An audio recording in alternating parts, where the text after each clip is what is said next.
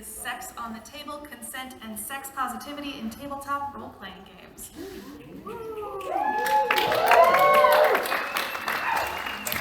First of all, here's the panel description. I'm sure you've seen it before. Consent is not just sexy, it is mandatory. Just wanted to point that out. All right. I don't think I need to read this. Y'all know what this is.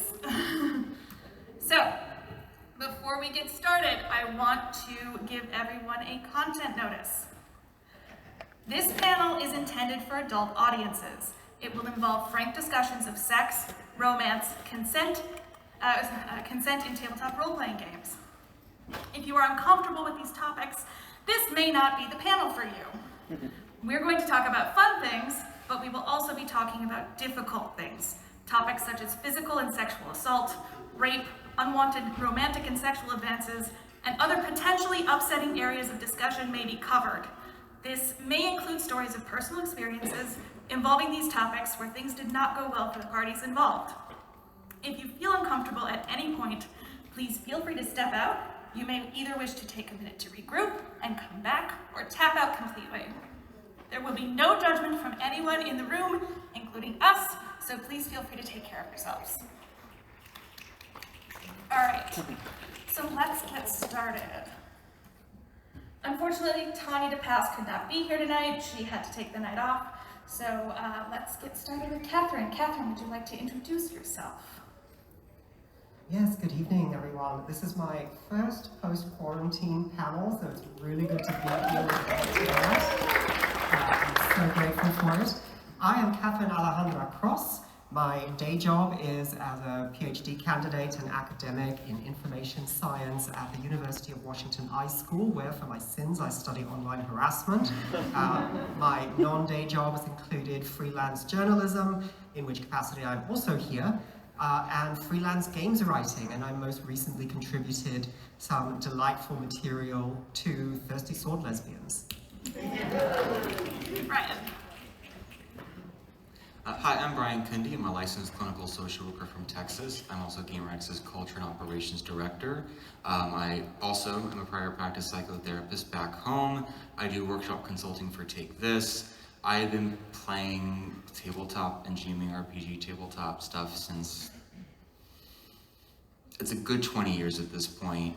Everything from standard organized play D&D and Pathfinder all the way up to really weird online text games involving robots and feelings. Yay. Hey folks, I realized I made a mistake. I forgot to write our pronouns on here. He, him. Oh, she had. Thank you so much. Richard. Hey, I'm Richard, and I'm cheating back to remember what I put up there. By day, I'm an e-learning designer working with colleges and universities, and I also do work as a game designer. I just finished a Kickstarter for Midland and Roosevelt Beach, and have also designed Enoch's Wake and Barracuda. So, and long ago in a galaxy far, far away, with an original version of White Wolf, I did some freelancing for White Wolf. I was like 5 at the time. So. And Sharang. I'm Sharang Biswas. I'm a game designer, writer, and artist. I am currently the game artist in residence at the Museum of the Moving Image in New York, and I'm a professor of game design at NYU. And you may know me from, I was a contributing designer to Avatar: The Last Airbender's role-playing game. Nothing about sex in there. We talked about it. And I was one of the editors of Honey Hot Wax, an anthology of erotic role-playing games. And I am Kaitchuck. My pronouns are she, her. I am the executive director of GaymerX. I do stuff. I don't know. So let's go ahead and get into our first question. All right. Oh, I put a spacer slide in here. Of course I did. So, panelists, what was your first positive experience with sex, romance, and/or consent in a tabletop RPG? And what was your first negative experience? Also, at any point, if any of these questions you don't feel like answering, you may pass. So in college, the earliest one I don't think really counts, right? Because in college I was in a vampire game and we're like, oh, we're so edgy, let's do sexy things in this vampire game. So I'm like, yes, I am a cult leader vampire and everyone wants to sleep with me because I'm so hot, right? Didn't really count, but the actual real one was, I was reading, it was after I started LARPing really, I was introduced to Emily Boss's romance trilogy, which is a trilogy of role-playing games all about sex, romance, and crossing boundaries. Like one of the games is about like what happens when you have a relationship with someone and you cross that boundary by, I don't know, sleeping with someone else or going on a date with someone else or whatever the boundary is. And that was a really cool book. And with Emily, I adapted one of the pieces for stage. But I think that was really good because the book, the games were about nuances in human relationships that aren't often depicted in games. It wasn't just about, and now you're having this budding romance, how lovely, how lovely. It was about things like, you've been married for 10 years and you're going to an orgy, but this is what you've discussed your boundary is, what happens if you cross it, right? Like how do you discuss that with your partner? How do you, I'm not going to say the word recover because that sounds very negative, but how do you like build trust again with each other, that kind of thing. So that's a really interesting book. Also, Emily Boss is very significant in the role-playing game world in talking about games and sexuality to begin with. So I recommend looking that up. My first positive experience was actually in the same game where I had my very first negative experience. It was a long-running World of Darkness game that had a lot of players. We were playing with across several media platforms, including live chat, play-by-post, in a way that was a lot like a large LARP, but we were using tabletop rules because it was the 90s in which you did. But I think one of the things I definitely was reflecting on that experience of the positive and negative. I think one of the things that we were faced with in the challenge of always trying to not break immersion, to try to solve all problems in character. So we had the same issues you face with unwanted advances and with pursuing sex and romance outside, which is you're trying to get inside somebody else's head without ever having a conversation with them. So that was sort of the challenge that I have brought forward with me, from that sort of long ago experience when I was very young. The notion that we can't solve these problems by not reflecting on the fact that we exist both narratively and in the actual lived world. So my first negative experience, how many people here played on private servers in Neverwinter Nights? That was where I got my start D&Ding properly, and it's why I still get misty-eyed about 3.5. It was great because it did all the math for you. And it showed you them. It was a great way to learn these systems because I grew up working class, and so I didn't have access to the stacks of books. So this was my first real experience with it. But anyway, I was playing on a private server that was set in Planescape on the Abyss, and so that was a lot of fun. It was on the 404th layer. Haha, early aughts internet humor. It was great. I love that place. I met some wonderful people, two of whom I'm still friends with to this day. But one of the DMs there was a little creative, shall we say, with trying to portray the awfulness of the ultimate plane of chaotic evil. And one of the things that he did as a all too long running plot was this sort of Lovecraftian tentacly thing, and you probably see where this is going. Suffice it to say, a lot of people got impregnated with Vorpal spiders, not necessarily willingly. So that happened a lot, and it was a deeply discomforting experience. So that was the first time that I experienced something that was unpleasant in that particular realm. I was very grateful that my character was spared, and I think it was only mysteriously because the DM didn't like me. But no loot, no DM loot was worth that. So I was quite grateful to be excluded, but a lot of my friends were not. I think my first negative experience I can recall, I was 14. Who here remembers RPGA. A few people, it's a precursor to the D&D Adventurers League, but it was much broader at the time. And there was this campaign called Living Arcanus, which is this like Roman Empire fantasy kind of thing. And the preview stuff for it, at like 14, I had a fully adult person at the table who decided that spending 4 hours making uncomfortable sexual innuendo about my character's relationship to his was totally okay. And I would find out later this was a pattern with younger players, regardless of gender, because he thought it was funny.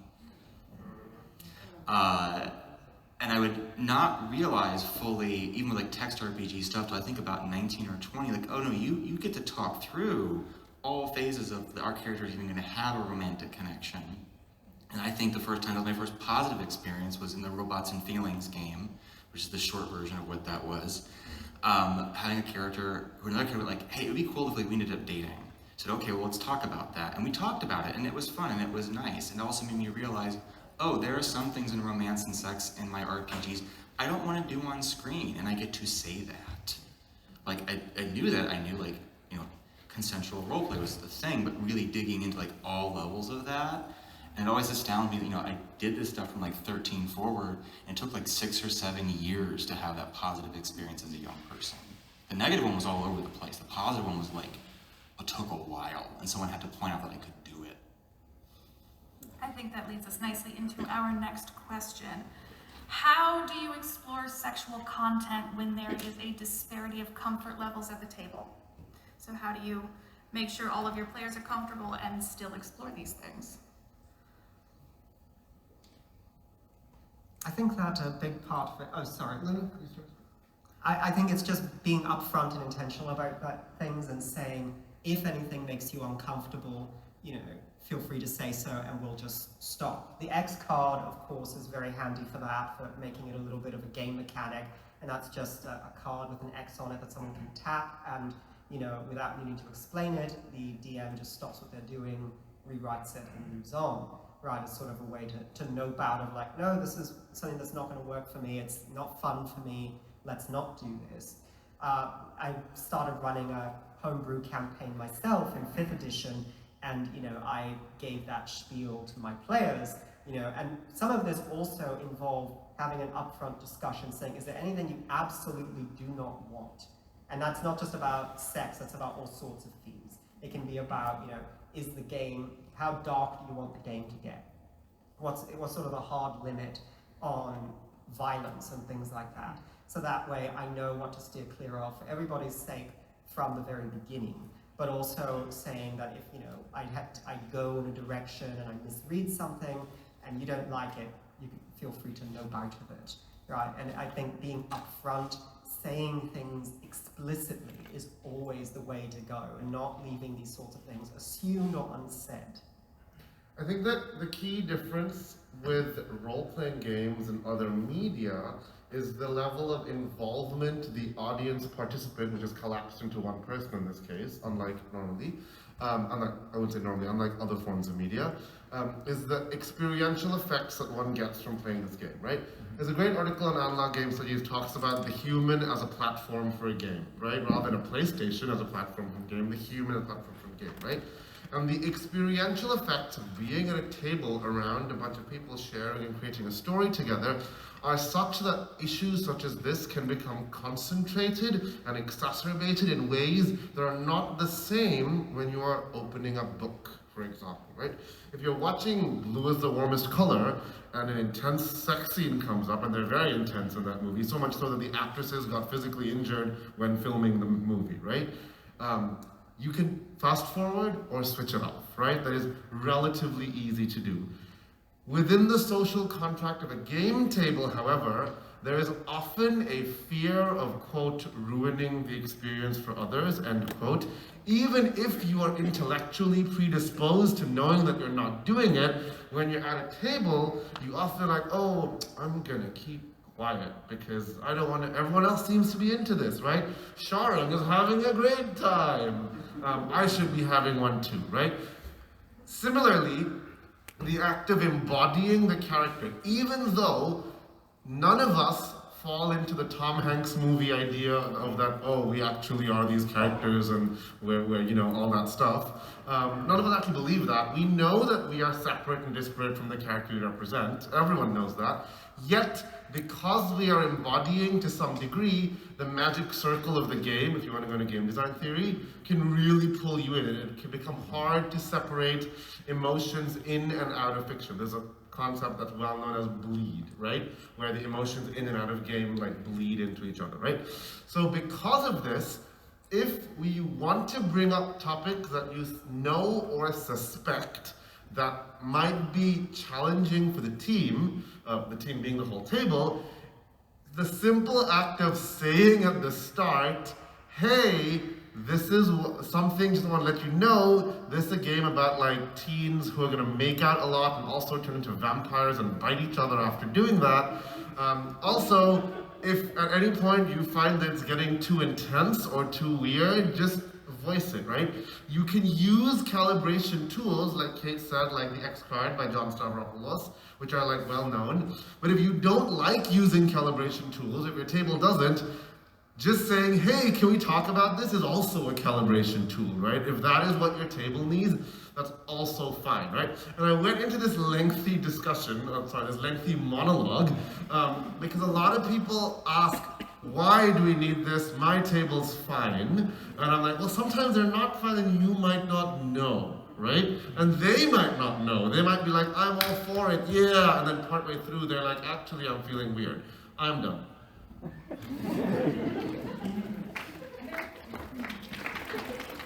What Sharang just said brought up something that I've been thinking about for a long time, which is that calibration tools themselves are not magic hacks. That you really have to make sure that you are both aware of people at your table, both in the sense of, are they super invested in playing the character? That may mean that they're very hesitant.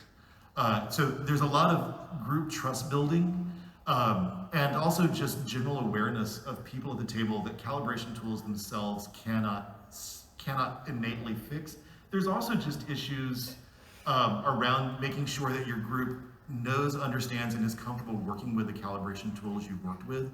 If people are not ready to use something like, I love the support flower, which is a calibration tool specifically for tabletop freeform, which works really well when there's 2 or 3 people heavily invested in the scene, and it's a stoplight focused tool where you can hit green, yellow, red about where you're kind of focusing. In the, I have friends who have spatial neurodivergence who cannot work with the support flower at all. Making sure that the calibration tools you picked are appropriate for your table, and also that you're just generally aware of the fact that calibration tools, if people are, like Sharang said and like Katherine said, if that focus is on like, well, everyone else is okay, I guess I shouldn't say anything, you need to be aware of those people, checking in with them, reminding them that they don't need to be immersed all the time, which can just be like checking in with them out of character. Can be like one of those things that just sort of reminds them that it's important for them to step out of character and remember that they're not the character, they're not trapped in the situation, that they have agency. And reminding them of that, because otherwise it's really tempting for role players to just sit with the experience that they're having at the table and try to stay in character, because that's an intellectual challenge that they have put in front of themselves. I was not done. Sorry. No, I realized that after you finished. 2 things. Notice how Richard is saying calibration tools a lot. A lot of people, myself included, have been moving away from the term safety tools and moving towards calibration tools, because I don't want to spread the idea that either gaming or sexuality is inherently a deadly thing. Right? I don't want to be like, if I'm bringing a new player in and I'm like, oh, here are safety tools, they're like, what am I getting into? Right? I'm like, here's a tool to calibrate your experience of the game. They're like, yes, we can get behind that, right? The second thing is, it is always okay, and unless you are friends with douches, it is always okay to say, this is not the game for me, right? For any reason. I'm running Strixhaven soon. I'm like, Richard, do you want to play Strixhaven? He's like, I don't feel like playing 5e right now. And I'm like, great, I wasn't offended, I wasn't, I'm still sharing a room with him at the hotel, right? Similarly, I as a DM know that I want to run Strixhaven going heavily into the romance mechanics, right? So if I have a player who's like, I'm not comfy with that, I think it is okay for me to be like, this is not the campaign for you, right? I am not beholden to my players to be like, my beholden is once we start the game, what have we discussed? And of course, the discussion can change at the table, of course, right? But I don't have to be like, I know a lot of people get scared about this, right? Like, oh, what if my players don't like it? Well, then tell them that, oh, this is something I, as a DM, am really keen on exploring. If you're not into that, we should play another game, right? Just like if you're gonna run Bluebeard's Bride, which is a game about domestic abuse, and your players don't want to play that, but you really want to run that, find some other players, right? And just have a polite conversation about that, right? And Richard politely told me, no, I don't want to play that, get away from me, right? The words "get away from me" have never been used in speaking. So I have a slightly different perspective in two things. One, I'm a clinician. And the other thing is that I have done lots of games scaled up to very big sizes, RPGA, Pathfinder Society, things that have to work kind of cookie cutter across huge groups of people. That Robots and Feelings game at the peak of mushing, back in the day, we could have 150. We could have 100, for those who know, mushing was a text-based role-playing format like MUDs, Muxes, Mux. We could have upwards of 150 online characters at a time, which when you think about people writing 3 to 5 paragraph entries in this collaborative storytelling, meant scenes took like 6 hours. But there's two things that occur. The big thing I'm a fan of is like making a box, and making a box is both a format for any group activity you facilitate, but also managing anxiety. And that is where you're very upfront with your group about this is what we're here to do. So like a session 0 is a good example for like a home game. These are our themes, here are our topics, what do we want to do, what do we not want to do? Maybe what do we want our pre-existing relationships to look like? Kind of hashing that ahead of time so that from there, with calibration tools, you can begin tweaking that as you go. If you're doing a big scale game though, this is where it gets unfun. You kind of have to document. You have to create rules documents and expectations and ratings, and they have to be living documents because you will work on these things and realize they don't fit the way the game has evolved. Some games, we can have sex scenes. Some games, there can be sex scenes if they're these players over here narrating it out on their own. Some it is, you can have them with these specific content warnings, because we don't want to, we don't want our server host to suddenly go, hey, we're getting some complaints about things from people, right? Or your venue, if you're at a game store. So it's really important before that calibration tool set to have some sort of jumping off point, some way to sit down with everyone and create that box of what we are and aren't going to do. Because it also normalizes the discussion, right, of these things are okay, these things we're gonna see, these things are off limits. Lines and Veals is a good example of having that discussion. What are the things, hard no, what are the things we can do, but we're not going to go into much detail. We're gonna fade to black, we're gonna pan away, all of those things. And this is not a new, sorry, I'm not done yet. This is not a new thing, like if I'm going to Brian and I'm like, we're gonna be playing Cyberpunk Red, right? And it's a Cyberpunk game, and then suddenly I start bringing out like, I don't know, dragons or whatever. That's something that we decided at the start is not part of the game, right? So session 0, we're discussing what is in the game. If I'm like going to play Dresden Files and then like phasers come into play and the Enterprise lands in front of you, like that breaks the contract of what we had as the game. So similarly, you're like, oh, if we discuss this level of whatever and we have that, that's not what we discussed, right? So this is not a new thing in game. Hey, so in the interest of time, I'm gonna move us along, but I think it's related to the next question. So, what do romantic and sexual consent look like in a tabletop setting? And part of this question is please feel free to share both positive examples and or mistakes you or others have made in obtaining consent, respecting boundaries, I have lost my spot, maintaining a safe environment for players, etc. Well, I think that one of the themes that unites what everybody has said is that, there is indeed no magical calibration tool or even magic words to be said during session 0. Even what I had said is more about setting the tone for an ongoing process. As a DM, you must be constantly engaged with the story. That should be well known at this point, but that also means being constantly engaged in mediating, moderating, and helping your players with the inevitable dance of stepping in and out of character. That is the reality of every tabletop game I've ever been in, and that's true for so many people as well.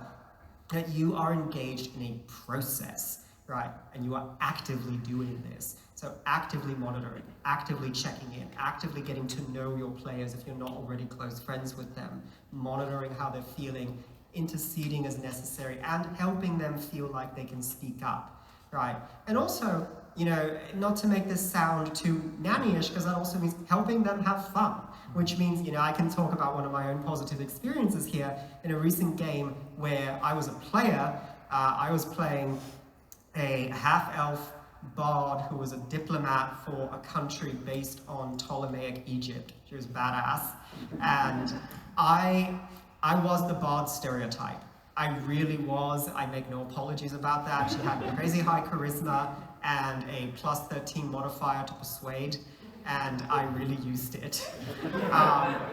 But it was one of those situations where, you know, I was like, you know, the DM was like, whose name is Dylan, by the way. I'm going to embarrass them and say, Dylan, I am talking about your game. You know, and it was like, so, okay, you can stay there for the night. Do you have anything else to say to the innkeeper? And I'm like, yes, I tried to seduce the innkeeper. And we would have an actual conversation about this, what that would look like. And they were very playful about it as well, and we got into a little dynamic where it sort of became a running joke that worked for us and everyone at the table, right? Oh, there goes Aspasia again, seducing everyone within a 10-kilometer radius. And what they would do would be to essentially invent dice rolls on the spot, and like, okay, the Arlessa is actually more interested than you thought. Roll for fluster. And I'm going to say, we're going to use a D12 because we don't use enough D12s in this game. Right. And it just was this silly thing. It was not terribly structured. It became a gag that worked for us and also the other players. And that was the result of both an active and passive process of negotiation and exploring boundaries with each other, what was comfortable and what wasn't. And we did fade to black, generally speaking, except one memorable occasion, which is a story that I may save for later. I think what Katherine is key is that it can look different from every table and every game and every culture, right? If you go to a LARP in North America, they'll be like, okay, so in this game, we won't be touching each other below the shoulders. If you go to one in Denmark, they'll be like, so in this game, if you choke someone with your hands, make sure to only do it for this amount of time. If you spit in their face, just like don't hit them in the eye because it can cause eye irritation, right? It's very culturally determined as well. And this is true, right? Like bodily closeness, for example, is a culturally determined, like comfort with that is culturally determined, right? So it can be anything. Like Montica Games is a lovely document about like, here's a document where you can give your player about what they are sensitive about, what they'd like to see, what they'd not like to see. I think it's called the RPG safety checklist that's on a Germain design, right?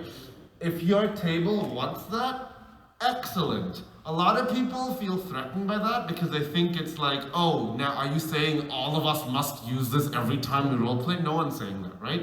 People are saying this is a tool that you can use if you so choose and if your players so choose. Because consent stuff can also be diegetic. In the LARP, Just Little Loving by T.K. Edlund and Hanne Grasmo, it's a game about queer people in the early 80s living in New York at the rise of the AIDS crisis, right? It's a very sad game. But the game is all about hooking up with each other.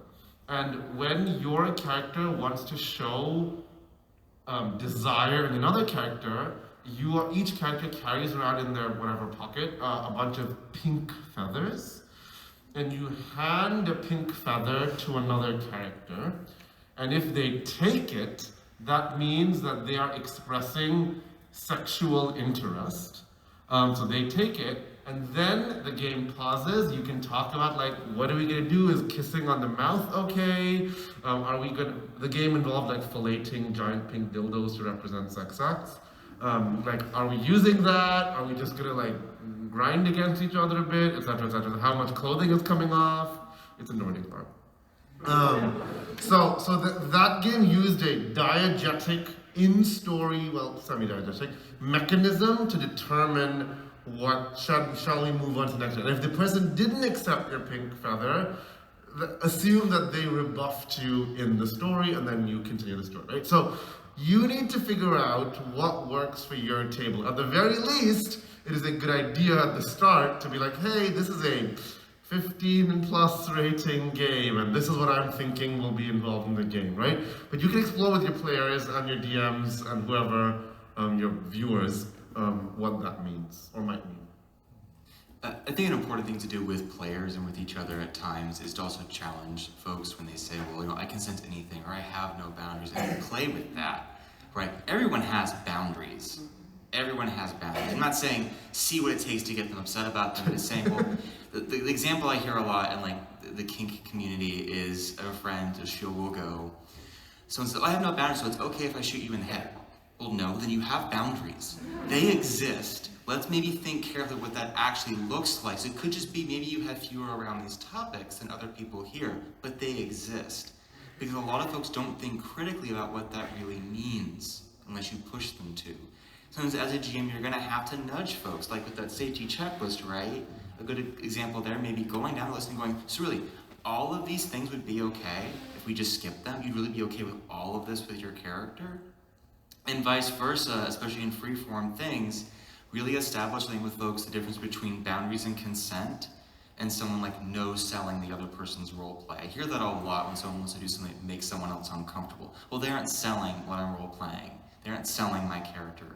Well, but they're not required to. If they have a boundary, they have a boundary, especially if it was established ahead of time. Another big thing in terms of consent and kink in the real world that I think should translate to RPGs is remember, just because you and the other player who agreed maybe to this scene and this content and are going to do it, doesn't mean the other players have consented to witness and be part of that and participate in observation of that. It is actually a pet peeve of mine when I go to events and it's like, why are you doing a scene in the middle of the street? None of us agreed to participate in this. We didn't. That wasn't what this event was. There are events like that, but like Folsom, for example, like that's not one of those things unless you're at a booth where that's a space they're going to do that. And it's important to remember, especially in big games, just because the immediate participants have consented and that's their boundaries, doesn't mean the people who are part of that world, that audience have, and you have to navigate that as well. I think Brian brought up a good point as a tangent, is that there are spaces and groups that agree that levels of things that you might find unacceptable, that they find it perfectly acceptable. And the thing I see a lot is well-meaning queer people being like, why are those people doing that? That's morally wrong. This should not be done, right? Which is a problem, right? Because like, when my One Child's Heart came out, right? One Child's Heart is a game about exploring childhood abuse, right? And a bunch of people were like, this is never okay, like why are people doing this? I'm like, if some people have agreed that this is okay and they're doing this privately among themselves and are responsible and mature enough to deal with this, they should be able to, right? So I would also resist the impulse of judging other people's tables and assuming that they are doing uninformed things simply because their topic is a bit more challenging than what is in the mainstream. Yes, and I think that there is a tendency, especially in cultures like ours, which regardless of our own personal faith practices, are heavily influenced by a sort of puritanical mindset that allows moralism to seep into a lot of ethical judgments, right? Ethics and moralism are not the same thing. And we may be having a visceral reaction when we think about boundaries to think, oh, this is an immoral thing that must be happening and not what Sharang talked about, which is that people can have different boundaries and different capabilities to deal with certain things. Maybe that game or that scene is not for you and not for your friends, but it's not inherently morally wrong. There are ethical and unethical ways to explore that material, but the material itself may not be inherently unethical or certainly immoral to deal with, right? And so being cognizant of that and where your reactions are coming from and what your unmet needs may be, right, is always important. Because it is okay to have those needs, but it's also worth exploring where exactly they're coming from and what is the healthiest way to get them met. Are you going to make demands of other people, or are you going to find a way to work with them or find your people, find different people to hang out with who can better meet your needs, right? So that's always worth keeping in mind, because I think especially in a lot of progressive communities, we do sometimes confuse moralism with ethical behavior or progressive behavior, and so that's always worth remembering. I think it's really important to come back to checklist, which I have seen becoming customized really well by game designers, and I think that's a practice that GMs can definitely take up. We know that a lot of large companies are probably not going to start doing customized consent checklist, but that's certainly a space that GMs can, kind of starting with the work that Shanna did with the Monty Cook release.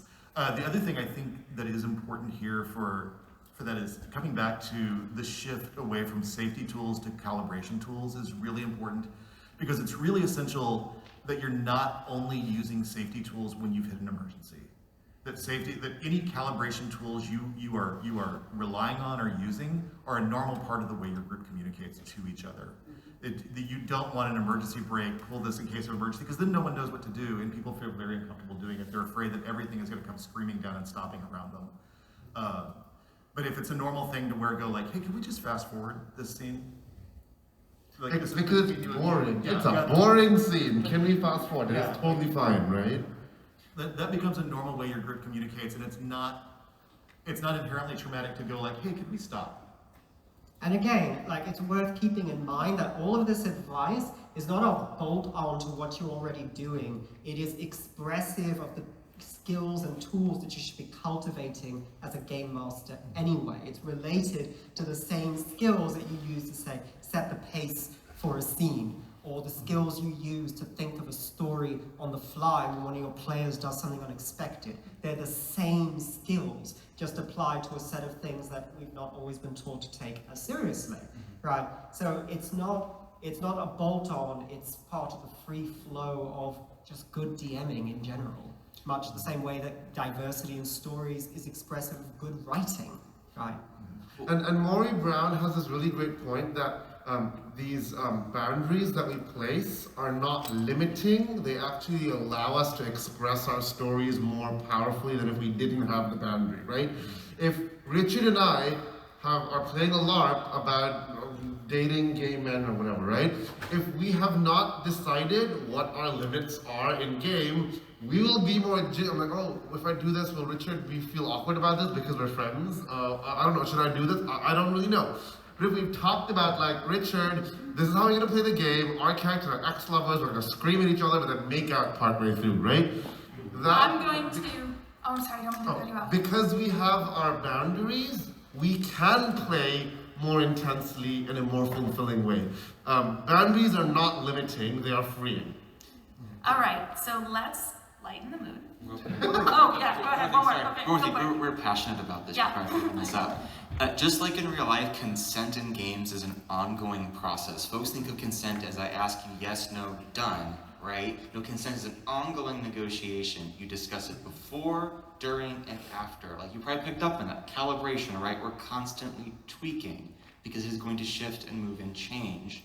It is not I actually almost don't like checklists because it's not like you can checklist and say you're done, right? You have to keep going. And it's important because, and we'll talk, there's actually another panel tomorrow, we'll talk a little bit about this. Play is how we try things on and feel out what works for us and what doesn't, ranging from identity to like what is our comfort level around sex, relationships, romance. Doing this in games can be a fantastic way to feel out how do I do it in real life. Only here the stakes are different, right? Because it's a pink feather and not, actual bodily things. And yeah. Yeah, sorry, we gotta move on for time. All right, let's lighten it up. So what are some ways you make sex and romance in your games fun, inclusive, and sex positive?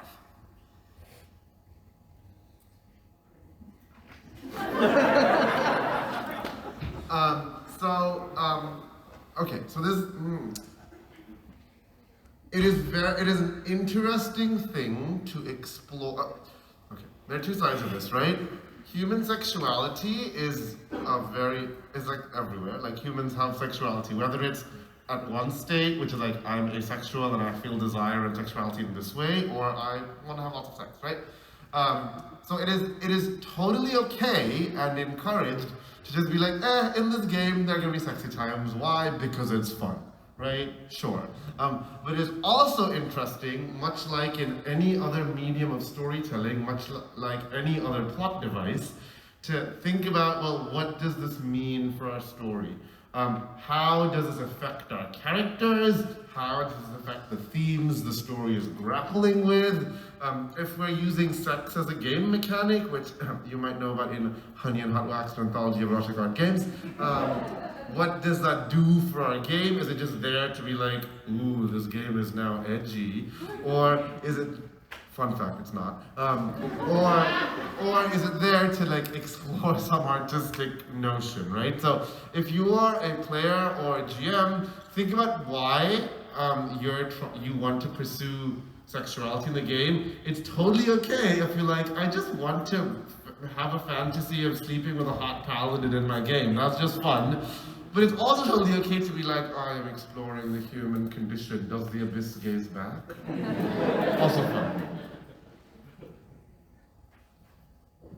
The way that I've done it and that the best GMs in my life have done it is making sex and sexuality part of the storytelling. So it's not done for the sake of being edgy, but because it is part of a sapient experience, right?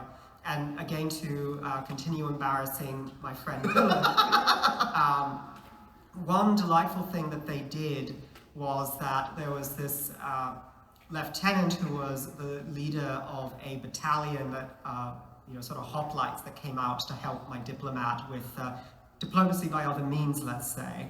And, it was, thank you. One closet negotiations were short.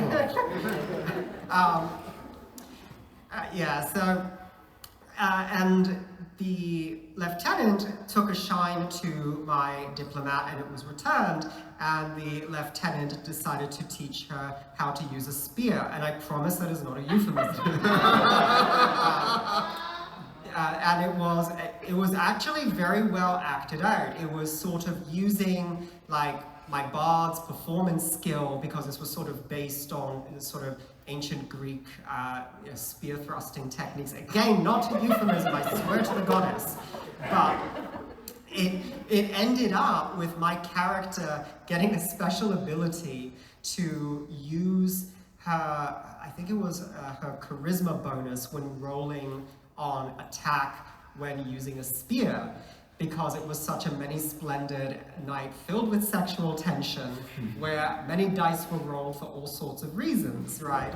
And some of it was cultivating this new skill for which there are already mechanics in D&D, and combining it with this series of charisma-based checks and I think, constitution checks, that sort of thing, for a very long night. Yeah, I mean, look, it is about, to get geeky about this, game mechanics can be expressive. How do game mechanics tell a story? What is the relationship between constitution and sexuality, and how can you turn that into a dice roll and make the dice roll tell part of the story, make it part of the grammar, if you like, of this particular story?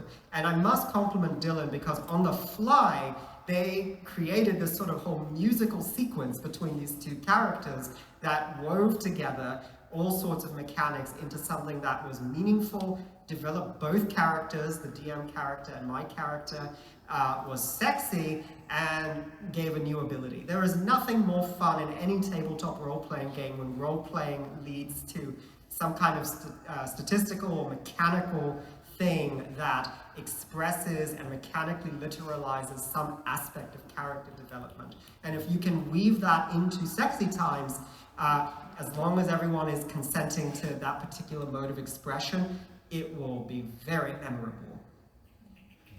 Okay, so before you say anything, I want to just, in the interest of time, because we're going to have time for questions, just real quick, Brian.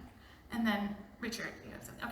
Okay. Similar to the sort of human condition piece in the world, where I remember, this is are often, I think most role-playing games are games about relationships between people, and this is part of having a relationship with another person. And this may sometimes mean, you know, doing NPCs with Schrodinger's sexuality and gender, right? Like, what's going to serve the plot and what this PC is looking for in the moment, because it builds those ties to the world. When you have players and characters with ties to the world, they're more invested in your story, they're more invested in the game. And conversely, please don't punish players for those romantic investments. There's the cliche of your love interest becomes a target, right? Your family members become a target. It's not fun, and it leads to players who don't want to form connections and are less invested in your world. You can have stakes, you can have villains who threaten the things that matter to these players, but you know, maybe don't you know, do the classic thing of the love interest is constantly kidnapped, constantly in danger, constantly being threatened with things I'm not going to go into, right, to drive your plot, right? Just know where the limits are with that once there's an investment. I want to, because I skipped giving an actual story the last time we were actually asked for a story, I will shout out my Friday group who is here. Thank you all for being here. Because I think we began exploring those kind of stories in our games. We recently finished a really great run of Good Society, which is a game all about romance, but we did not start exploring that notion with Good Society. We started just creating spaces where we had stakes in relationships, and we were exploring relationships organically in the world. We did not just randomly decide, hey, let's do something sexy tonight. Like in our conversation, we're like, hey, we need to get people hooked up more. That was not where we started, but we did start with like, hey, we have actual stakes in these, we have actual organic relationships with this kind of fictional world around us. And sort of how does that look, how does it work, how does that function when we actually come into relationship with each other as characters, so. That's awesome. All right, so we have a bonus question. It's going to be lightning fast. So like 1 or 2 examples each.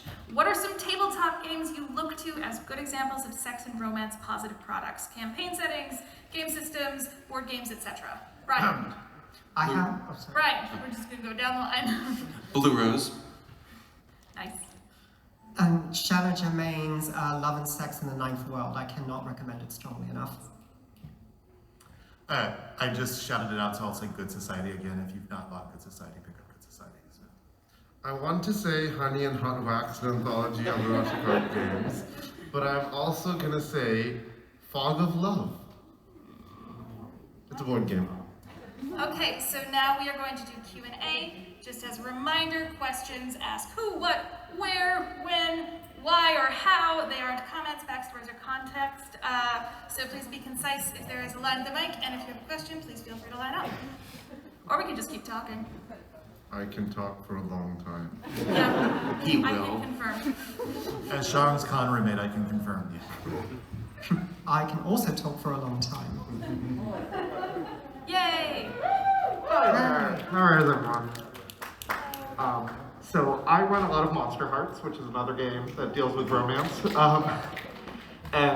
One thing we run into a lot is character bleed. So what sort of aftercare do you do with when it comes to romance, sex, and games that helps get everyone back to a good place as they're leaving the table? So Sarah Lynn Bowman has written a lot about how to handle bleed. Some people say deal with bleed because people assume bleed is a negative thing. I do not agree with that. Bleed is just emotions, and emotions are not negative or positive. Well, some of them are positive, but you know. One of the strongest ways of dealing with bleed is literally just at the end of the game, put aside 15 to 20 minutes to talk about the game. And this doesn't have to be like, tell me how you feel, right? Like, some of my students are here. They know exactly how we do that. It can just be like, what did you think of the game? How did you feel? And organically things come up. Many people process by talking. One of the strongest ways of dealing with bleed is just making space for people to talk about their game experience. And if you need to be extra and be like, write about it and stuff, that's cool too. But just aftercare, to use community terms like Brian was saying, is very powerful. And specifically, if you need to, say what worked, what didn't. Like, give them the opportunity to say, like, I like these things, keep doing them. I didn't like these things. How can we change them and make them better, right? It's not just, nope, they're gone forever. It's how do we pivot on this in a way that's organic and makes sense? The one thing I want to add there is I think it's really important to remember that your group is not a professional therapy group, and that you need to make sure you are staying away from from trying to put people through mandatory therapy by an unskilled therapist.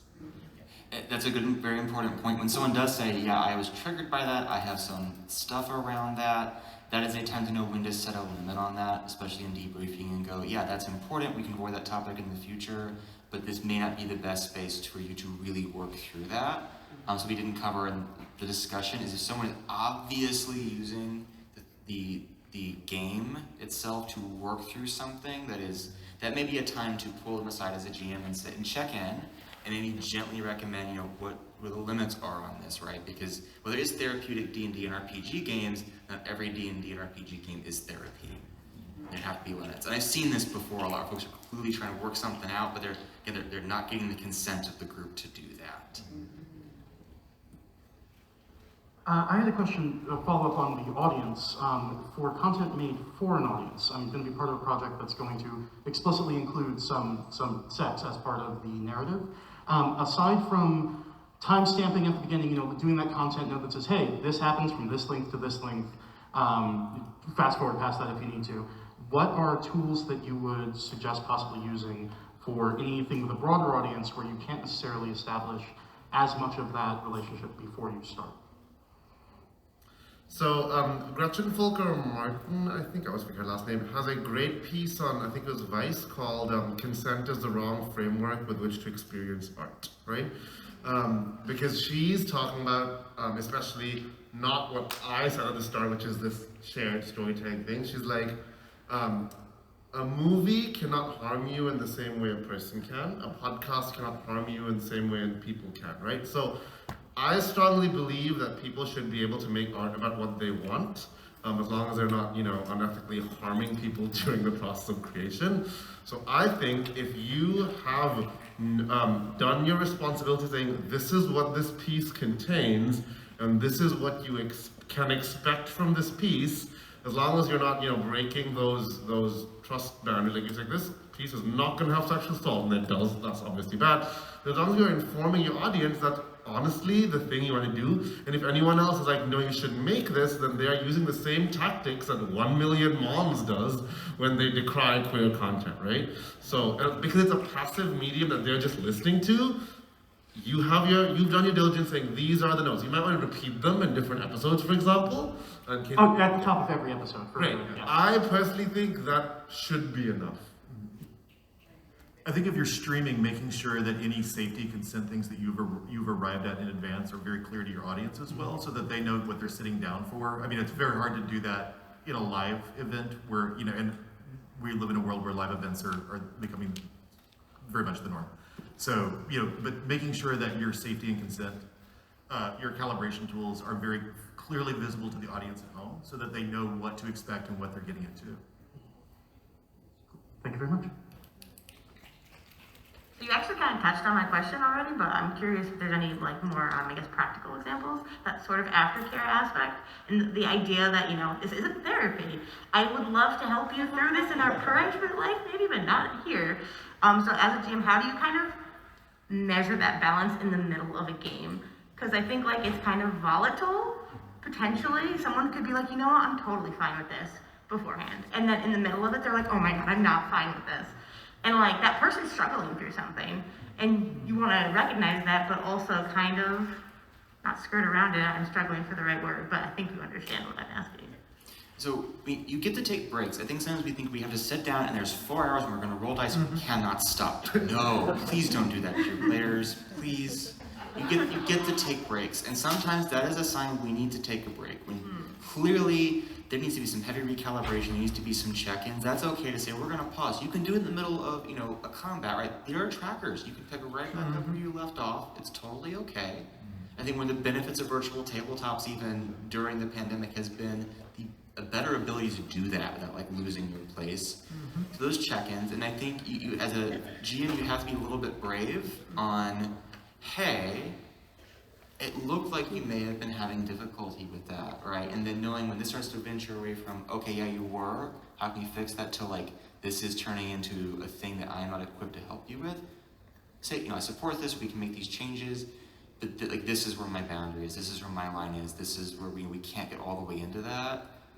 if I can help you in any way to access the resources for that, great. We'll talk about it after the game. Yeah, so like in terms of the resources, how much of the responsibility is on you to make those avenues available if you are going to then explore that content? I would encourage it. I mean, they're great, like Take This has like a whole long list of resources on these kinds of topics online. They're curated by professionals, ways to access, both everything from crisis support to, brief support, more like clinical support online or accessing like telehealth. So you can point them at that, takethis.org. /resources. Thanks, Dr.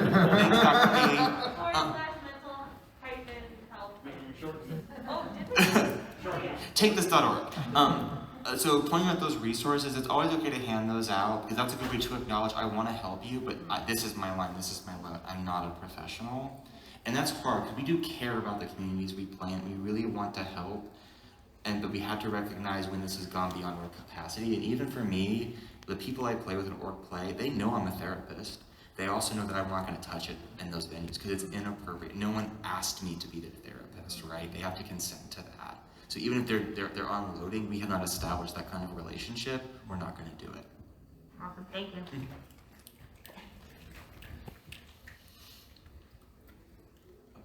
Sorry, one eye. My question was that me and a close friend of mine currently are navigating sort of a in-character relationship, and I know that in the sense of the characters, it's more emotionally heavy on my character's side than his side. Not saying there aren't emotions both there, but it's more heavily invested in my character. So do you have any advice on how to either in the game or out of the game mitigate and figure out what's working with that? I mean, is it something that you can talk about explicitly out of character? Yes, sorry, I'm tired of not making sense apparently. No, you're making perfect sense. But I think that that is certainly the first step, is to be able to talk to the other person and find out what works for the both of you. Because I find that talking about the game out of character is so useful. Like earlier, I talked about the dance during the game. It's shifting in and out of character, having one foot in your very real human feelings and another foot in conjuring this other being that you're playing. But then it is always worth anchoring yourself and your companion in this case back in reality and what is and isn't working for the both of you with whatever tools work best for you. Will it be humor? Will it be another layer of storytelling? Will it be a very serious conversation? That's up to you and them. All right, thanks. I think we just have time for one more. Hello. So I have a DM friend who is like really negative about sex in anything. But anyway, he heard I was coming to this and was like, hey, you should like give me tips because I would like some things to say besides just no. And so I guess I'm wondering, is there like baby steps?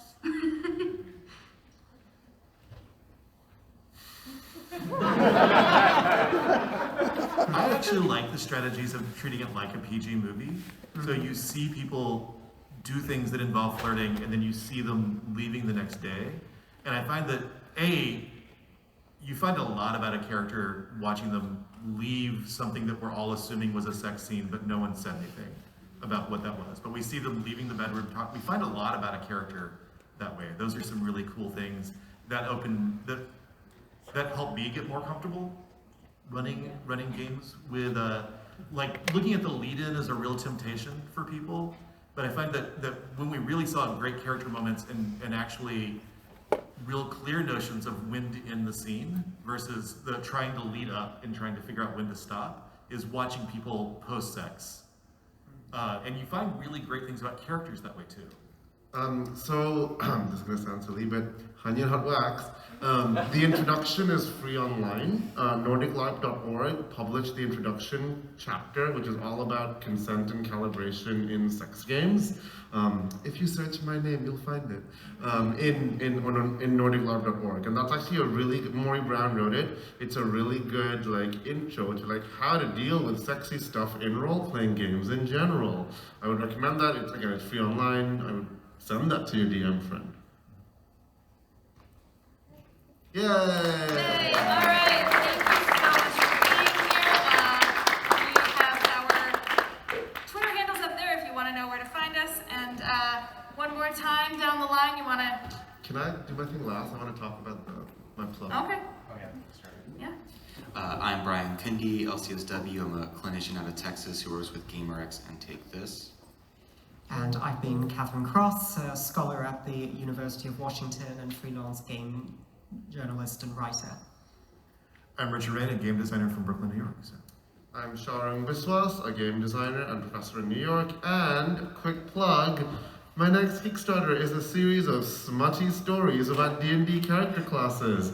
If you're interested, the first story is up for free, and I have postcards, which I'll take out in a sec, if anyone wants to take it. If you don't, I won't be offended, don't worry.